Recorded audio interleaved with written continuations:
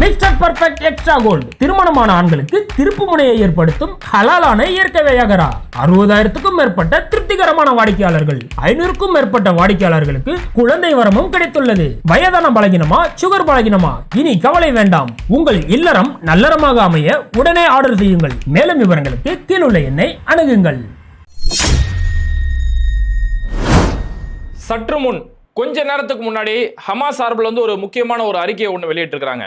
ஹமாஸுடைய மூத்த தலைவராக இருக்கக்கூடிய கலீல் ஹையா அவர் தான் இந்த அறிக்கையை வெளியிட்டிருக்கிறாரு. அதில் என்ன சொல்லியிருக்கிறாங்கன்னா, ஹமாஸுடைய தலைவர் யஹ்யா சின்வர் கொல்லப்பட்டது உண்மைதான் அப்படின்னு சொல்லி அவருடைய மரணத்தை அவங்க உறுதி செஞ்சிருக்கிறாங்க. இந்த மாதிரி யஹ்யா சின்வரை பொறுத்த வரைக்கும் அவர் கடைசி நேரம் வரைக்கும் தன்னோட போராட்டத்து குணத்தை வெளிப்படுத்தியிருந்தாரு. இந்த மண்ணோட விடுதலைக்காக, இந்த மக்களோட விடுதலைக்காக கடைசி நேரம் வரைக்கும் போராடின ஒரு போராளி. அவருடைய போராட்டத்தை நாங்கள் மனதார பாராட்டுறோம். அவரை மாதிரி இருக்கக்கூடிய எல்லா ஹமாஸ் போராளிகளுமே இன்னும் தொடர்ந்து போராடுவோம் அப்படின்னு சொல்லி அவரோட போராட்டத்தை நிறைவு கூறுற விதத்தில் அவருடைய மரண செய்தி உண்மைதான் அப்படிங்கிறத ஹமாஸுடைய சார்பில் வந்து சொல்லியிருந்தாங்க. ஏன்னா நிறைய பேர் வந்து இன்னும் ஹமாஸ் சொல்லலையே அப்படின்னு சொல்லி நிறைய பேர் எதிர்பார்த்துட்டு இருந்த நேரத்தில் இன்னைக்கு ஹமாஸுடைய சார்பிலேருந்து ஒரு அறிக்கை கொடுத்துருக்காங்க. இப்போ நெத்தனியா தொடர்ந்து ஒரு வார்த்தை சொல்லிட்டு இருக்கிறார்ல, இந்த ஹமாஸுடைய தலைவர் யஹ்யா சின்வர் கொல்லப்பட்டதால இதோட நாங்கள் ஹமாஸ் அழிச்சு முடிச்சிட்டோம் அப்படின்னு ஒரு வார்த்தை, அதாவது பிணை கைதிகளை மீட்டு வந்துருவோம் அப்படின்னு ஒரு வார்த்தை சொல்ற நேரத்தில் அதையும் சேர்த்து இந்த அறிக்கையில் என்ன சொல்லியிருக்கிறாங்கன்னா, இந்த போர் முழுமையாக முடியும் வரை இஸ்ரேலுடைய படைகள் இந்த காசாவிலிருந்து முழுமையாக காலி பண்ணிட்டு வெளியே போகக்கூடிய வரைக்கும் பிணை கைதிகளை நாங்கள் விடுவிக்க மாட்டோம். இவங்க முழுசா இந்த இஸ்ரேல் மண்ணை, இந்த காசாவுடைய மண்ணை விட்டு இஸ்ரேல் வீரர்கள் முழுசா வெளியில போனோம். இந்த போர் நிறுத்த இந்த மக்களுக்கான ஒரு அமைதி சூழல் கொண்டு வரணும். அப்படி கொண்டு வந்தால் மட்டும்தான் இந்த பிணை கைதிகளை நாங்கள் வெளியில விடுவோம் அப்படின்ற ஒரு வார்த்தையுமே அந்த அறிக்கையில சொல்லியிருக்கிறாங்க. கூடுதலா ஹமாஸுடைய அல் கஸாமுடைய படை, அவங்களுடைய முக்கியமான ஒரு ஆயுதப்படை, அவங்களுடைய சார்பில் இருந்து தனியாக ஒரு அறிக்கை ஒன்று கொடுத்துருக்காங்க. அந்த அறிக்கையில் சொன்னது என்னன்னா, யஹ்யா சின்வர் அவருடைய போராட்டம் இறுதி வரைக்கும் அவரோட போராட்டம் இருந்தது. எதிரிகளை கண்டு எந்த ஒரு இடத்துலையுமே அவர் பயந்து ஓடிடல. எதிரிகளை கண்டு அஞ்சு நடுங்களை கடைசி வரைக்கும் அவரோட போராட்டம் இருந்தது. இதுவே இஸ்ரேலுக்கு முன்னாடி அவர் எவ்வளோ பேர் ஒரு துணிச்சலோட போராடினாரு அப்படிங்கிறத இஸ்ரேல் வெளியிட்ட அந்த வீடியோவே காட்டுது. இஸ்ரேலே யஹ்யா சின்வார் எப்பேற்பட்ட வீரம் மிக்கவர் அப்படிங்கிறத இஸ்ரேலை இன்னைக்கு உறுதிப்படுத்தக்கூடிய விதத்தில் அந்த அளவுக்கு அவரோட வீரம் அவ்வளோ துணிச்சல் மிக்கது.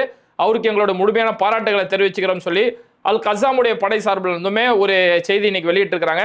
இது இன்னைக்கு சாயந்தரத்துக்கு மேல இன்னைக்கு இருக்கக்கூடிய எல்லா இன்டர்நேஷனல் மீடியாக்களுமே ஒரு முக்கியமான தலைப்பு செய்தியாக மாறி இருக்கு. கூடவே ஈரானுடைய ஃபாரின் மினிஸ்ட்ரி சார்பில் இருந்து ஒரு அறிக்கையை கொடுத்திருக்காங்க. ஒரு இரங்கல் அறிக்கை மாதிரி கொடுத்திருந்து யஹ்யா சின்வரை பொறுத்த வரைக்கும் அவருடைய போராட்டம் அப்படிங்கிறது மிகப்பெரிய பாராட்டத்தக்கது. ஒரு தன்னலமற்ற ஒரு போராட்டம், தனக்கான ஒரு போராட்டம் இல்லாம அந்த மண்ணுக்கான ஒரு போராட்டம், ஒரு தன்னலமற்ற போராடின ஒரு போராட்ட வீரர் அவருன்னு சொல்லி அவர் கடைசி வரைக்கும் இறுதி வரைக்கும் இந்த ஜியோனிசத்தை எதிர்த்தோம், இந்த இஸ்ரேலை எதிர்த்தோம், துணிச்சலோட போராடின ஒரு போராளி அப்படின்னு சொல்லி ஈரானுடைய அரசு சார்பில் ஒரு முக்கியமான ஒரு அறிக்கை, ஒரு செய்தியை ஒன்று கொடுத்துருக்குறாங்க. இப்போ ஹமாஸுடைய சார்பில் இருந்து அவர் இறந்துட்டாரு அப்படின்னு இந்த செய்தி வந்ததால இப்போ சர்வதேச அளவில் பார்க்கக்கூடிய அடுத்த ஒரு கேள்வி, சர்வதேச அளவு கூட பேசக்கூடிய ஒரு முக்கியமான விவாத பொருள் என்னன்னா, ஹமாஸுக்கு அடுத்த தலைவர் யார் வருவாங்க அப்படிங்கிற கேள்விதான் இன்னைக்கு முக்கிய கேள்வியா மாறி இருக்கு. இதை பத்தி அல் ஜசீராவில் ஒரு ஆர்டிக்கலை ஒன்று எழுதியிருக்கிறாங்க. ஒரு அனுமான கருத்து மாதிரி யார் அடுத்த தலைவராக வரலாம், யார் வர்றதுக்கான வாய்ப்பு இருக்குன்னு சொல்லி அல் ஜசீராவில் இதை பத்தி சொல்லும் போது சில தலைவர்களுடைய பெயரை குறிப்பிடுறாங்க. அதுல முதல் குறிப்பிடுறது என்னன்னா, ஹாலித் மிஷல் தான் அடுத்த தலைவராக வருவார்.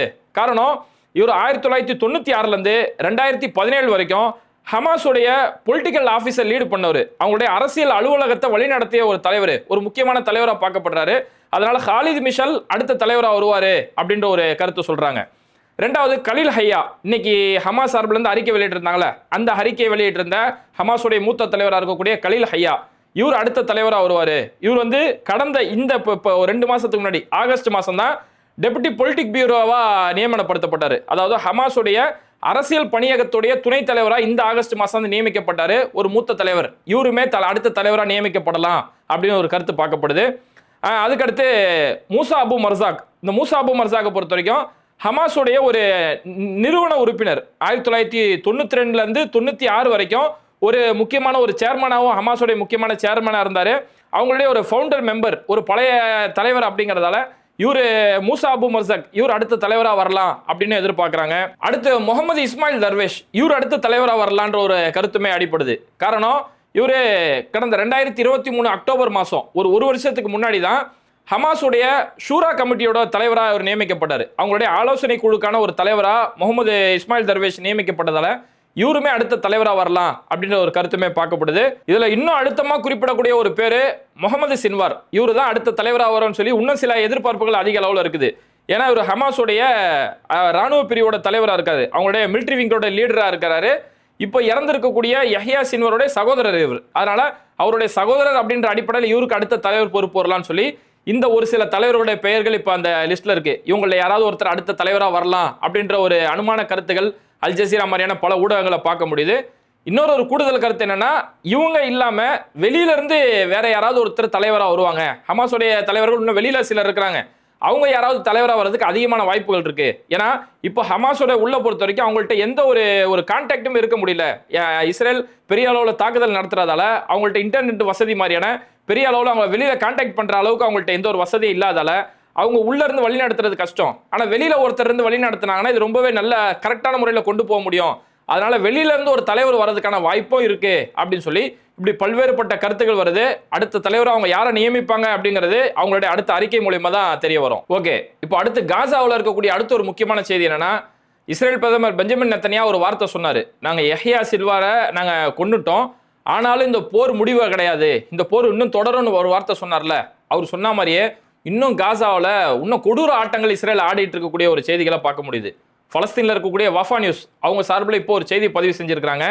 இந்த நேற்று நைட்டு இன்னைக்கு காலையில் மட்டுமே இஸ்ரேல் காசாவுடைய பகுதியில் 150 ராக்கெட்டுகள் மேலே அவங்க போட்டிருக்காங்க. 150 இலக்குகளை டார்கெட் பண்ணி மக்கள் மேலே அவ்வளோ பெரிய தாக்குதல் நடத்திருக்காங்கன்னு சொல்லி ஒரு செய்தியை பதிவு செய்கிறாங்க. அதில் குறிப்பாக அவங்க மென்ஷன் பண்ணக்கூடிய சில பகுதிகள் வந்து வடமேற்கில் பெரிய அளவில் பாதிப்பு. வடமேற்கில் அல் நஸ்ர் அப்படின்னு சொல்லக்கூடிய ஒரு தெருவில் வந்து ஒரு வீட்டை குறி வச்சு தாக்குதல் நடத்திருக்கிறாங்க.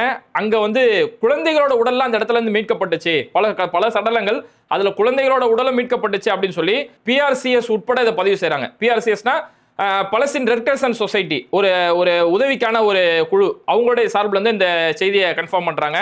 அடுத்து பார்த்தோம்னா காசாவுடைய தென்கிழக்கு பகுதியில் இருக்கக்கூடிய வாதி அல் அசீர் அப்படின்னு சொல்லக்கூடிய ஒரு பகுதி, அந்த பகுதியில் இஸ்ரேல் படை வீரர்கள் துப்பாக்கி சூடு நடத்துனதுல 2 பொதுமக்கள் கொல்லப்பட்டிருக்காங்க அப்படிங்கிற ஒரு செய்தியை பார்க்க முடியுது.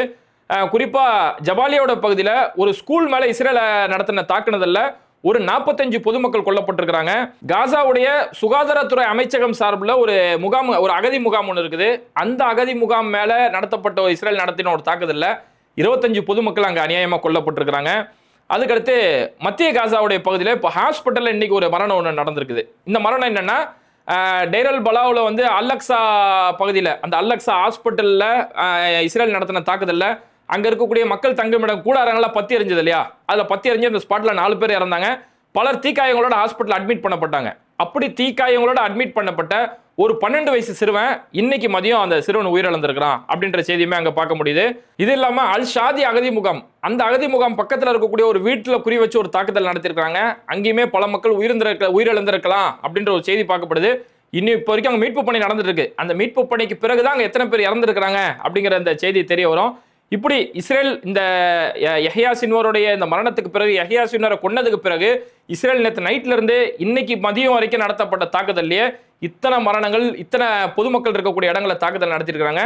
இந்த மரணங்களோட சேர்த்து இது வரைக்கும் இஸ்ரேலால கொல்லப்பட்ட மக்களோட எண்ணிக்கை 45,000 பொதுமக்கள் கொல்லப்பட்டிருக்கிறாங்க அப்படிங்கிற செய்தியை காசாவுடைய சுகாதாரத்துறை இன்னைக்கு சாயந்தரம் இந்த செய்தியை தெளிவுபடுத்திருக்காங்க. 45,000 பொதுமக்கள் கொல்லப்பட்டிருக்காங்க அப்படிங்கிற ஒரு செய்தியுமே இதுல பார்க்க முடியுது. அடுத்து ஹிஸ்புல்லா அவங்களுடைய தாக்குதலை இன்னும் தீவிரப்படுத்தியிருக்கிறாங்க. இப்போ ஹிஸ்புல்லா தரப்புல இருந்து வந்திருக்கக்கூடிய செய்தி என்னன்னா, அடுத்த சில நாட்களில் எங்களுடைய தாக்குதல் இன்னும் தீவிரமடையும் அப்படின்னு ஒரு கருத்து. அதாவது யஹ்யா சின்வர் கொல்லப்பட்ட பிறகு எங்களுடைய தாக்குதல் தீவிரமடையும் அப்படின்னு அவங்க சொல்ற மாதிரி தெரியுது.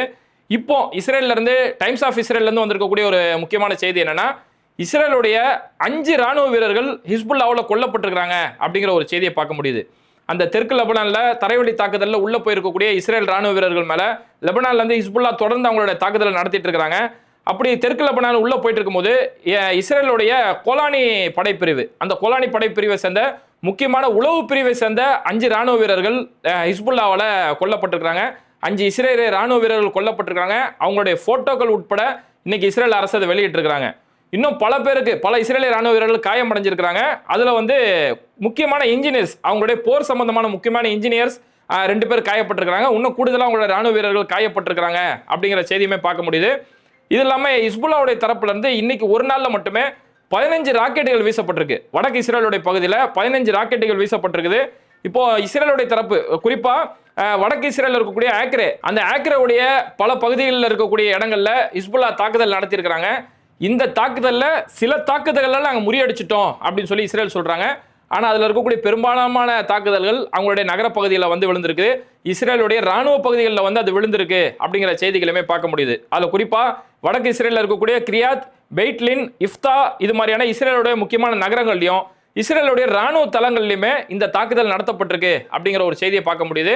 அதே மாதிரி தரைவழி தாக்குதலுக்கு அங்கே நெருங்கி வரக்கூடிய இஸ்ரேல் படையுடைய ஒரு மெர்கவாவை நாங்கள் அடிச்சிருக்கிறோம் அப்படிங்கிற ஒரு செய்தியுமே ஹிஸ்புல்லாவுடைய தரப்புல இருந்து சொல்லியிருக்கிறாங்க. அப்போ இந்த போர் சம்பந்தமான செய்தியில 2 படைகளுக்கு மத்தியில இருந்து வரக்கூடிய செய்தி இதை தான் பார்க்க முடியுது.